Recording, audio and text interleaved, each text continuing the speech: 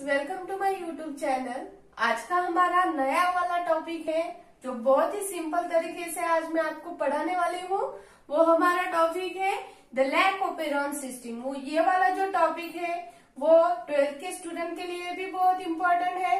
जो student BSc microbiology को है या फिर बायोटेक्नोलॉजी को है उन्हें भी ये टॉपिक बहुत ही काम आने वाला है, क्योंकि इस पे जनरली क्वेश्चन पूछे ही जाते हैं।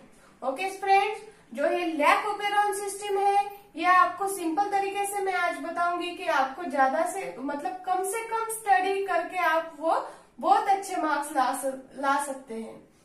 अभी देखिए द लैक ओपेरॉन सिस्टम। अभी लैक ओपेरॉन सिस्टम में जो है वो लैक ओपेरॉन मतलब लैक का मीनिंग है लैक्टोज ओपेरॉन सिस्टम। मतलब ये लैक्टोज के मेटाबॉलिज्म को लगने वाली सिस्टम है। जो लैक्टोज का मेटाबॉलिज्म हो रहा है ई कोलाई में, उससे हम देखने वाले हैं कि लैक ओपेरॉन सिस्टम क्या है। लैक ओपेरॉन सिस्टम में 3 साइट्स होते हैं। वो है promoter region, regulatory region and इधर जो होता है वो है ओ वाला, वो है ऑपरेटर रीजन। कौन सा साइड वाला? ये है प्रमोटर रीजन, प्रमोटर रीजन है। ये वाला रेगुलेटरी रीजन है जो रेगुलेट करता होगा, और ये जो है वो है ऑपरेटर रीजन, ये ऑपरेट करता होगा। ओके फ्रेंड, समझ में आया? लैक ओपेरॉन सिस्टम में 3 रीजन है जो है promoter region, regulatory region and operator region. अभी देखिए लैक ओपेरॉन सिस्टम जो है वो लैक्टोज का मेटाबॉलिज्म होने के लिए हमें 3 जीन लगते हैं। वो है beta galactosidase, permease and transacetylase. So friends, इसका सिंथेसिस होता होगा, तो ये सिंथेसिस कैसे होता है वो हमें देखना है। अभी देखिए ये जो लैक ओपेरॉन सिस्टम है, इधर इंड्यूसर अगर प्रेजेंट हो या फिर इंड्यूसर अगर अब्सेंट हो तो उसके बेसिस पर हमें लैक ओपेरॉन सिस्टम का मेटाबॉलिज्म मिलता है। अभी देखिए प्रमोटर साइट है, रेगुलेटरी साइट है और ये ऑपरेटर साइट है। अभी देखिए in the absence of inducer, अगर वहां इंड्यूसर प्रेजेंट नहीं होता होगा तो क्या होगा?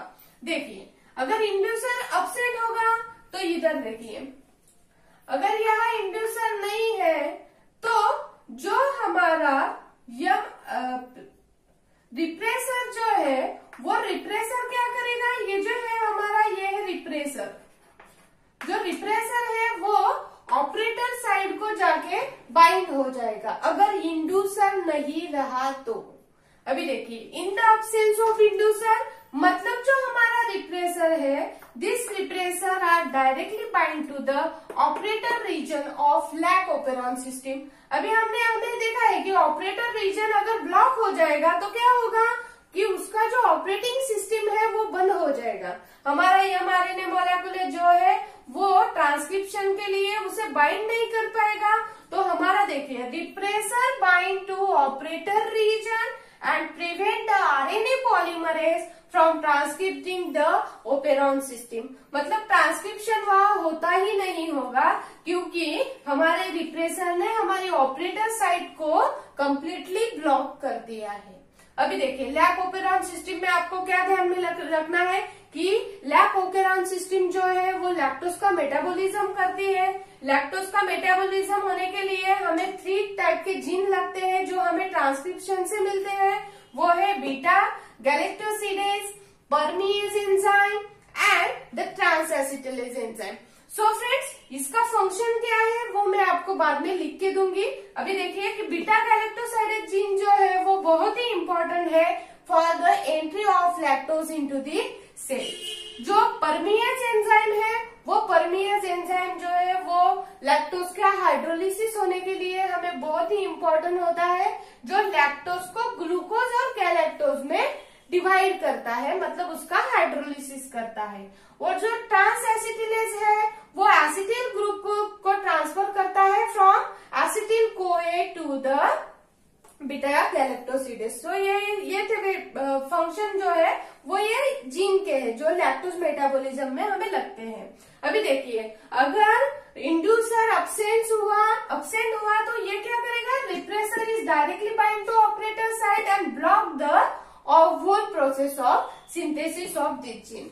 अभी देखिए, in the absence of inducer हमने देखा, अभी in the presence of inducer, अगर इंड्यूसर प्रेजेंट हो तो क्या होता है। अभी देखिए, ये प्रमोटर साइट है, रेगुलेटरी साइट है, ये ऑपरेटरी साइट है, मतलब इधर से हमारे रेगुलेटरी सिस्टम का ऑपरेट हो रहा है। देखिए, अगर इंड्यूसर प्रेजेंट हो और ये रिप्रेसर हो, देखिए repressor and inducer bind to each other, मतलब क्या हुआ फ्रेंड्स कि इंड्यूसर को ऑपरेटर साइट में हमें जाना नहीं देना है। ओके फ्रेंड्स, मतलब इधर क्या हुआ, अगर इंड्यूसर है तो inducer is bind to repressor, is from the repressor and inducer complex, मतलब दोनों का कॉम्प्लेक्स हो जाएगा। Inducer is bind to repressor, it's bind to each other. इधर क्या हुआ फ्रेंड्स, इंड्यूसर नहीं था तो रिप्रेसर जाके डायरेक्टली हमारे ऑपरेटर साइड को बाइंड हो गया और पूरी की पूरी सिस्टम उसने ब्लॉक कर दी, बंद कर दी। सो ये जो रिप्रेसर है, this repressor on the presence of inducer, repressors are bind to the inducers and its regulate the whole process, because हमारी ऑपरेटर साइड जो है वो ओपन है।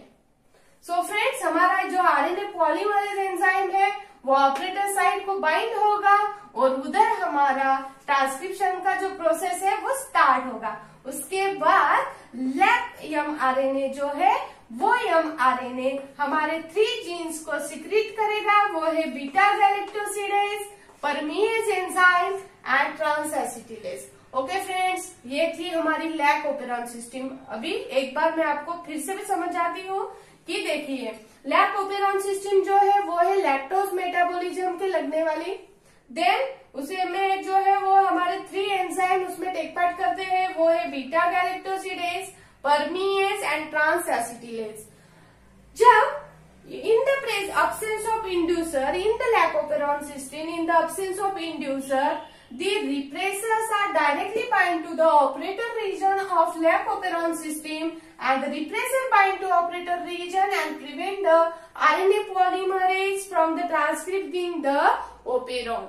Then in the presence of inducers, generally this inducers are bind to the repressor, मतलब वो repressor को operator system के पास जाने नहीं देता।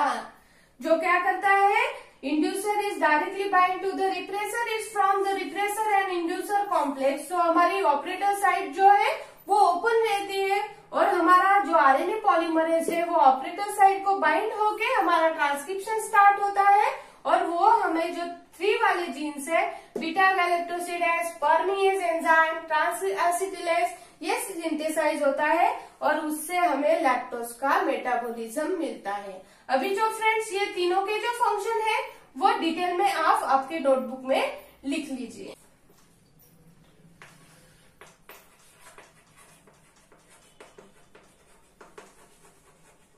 ये है हमारे एंजाइम एंड ये था उनका फंक्शन। बीटा गैलेक्टोसाइड का फंक्शन है for entry of lactose into the cell. Cell में लैक्टोज की एंट्री होने के लिए हमें बीटा गैलेक्टोसिडेज लगता है। दूसरा वाला जो एंजाइम है वो है परमीएज enzyme, generally required for hydrolysis of lactose and it's from lactose is hydrolyzed and from glucose plus galactose, okay friends. जो तीसरा वाला जो एंजाइम है वो है हमारा ट्रांसएसिटिलेज।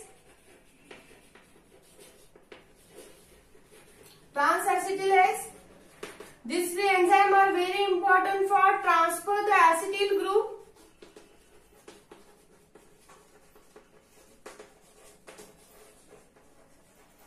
from acetyl CoA to beta galactosidase। Okay friends, ये बेसिक फंक्शन है जो तीनों एंजाइम के हमें लैक्टोज के मेटाबॉलिज्म के लिए लगने वाले हैं। Beta galactosides are very important for entry of lactose into the cell of organism. Then the permease enzyme are very important for hydrolysis of lactose, means the lactose is hydrolyzed into the glucose plus galactose. Then trans-acetylase is very important for transfer of acetyl group from acetyl-CoA to the beta galactosidase. Okay friend, ये था हमारा lack operon system for the lactose metabolism.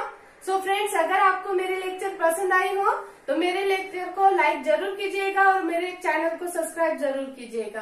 Thank you.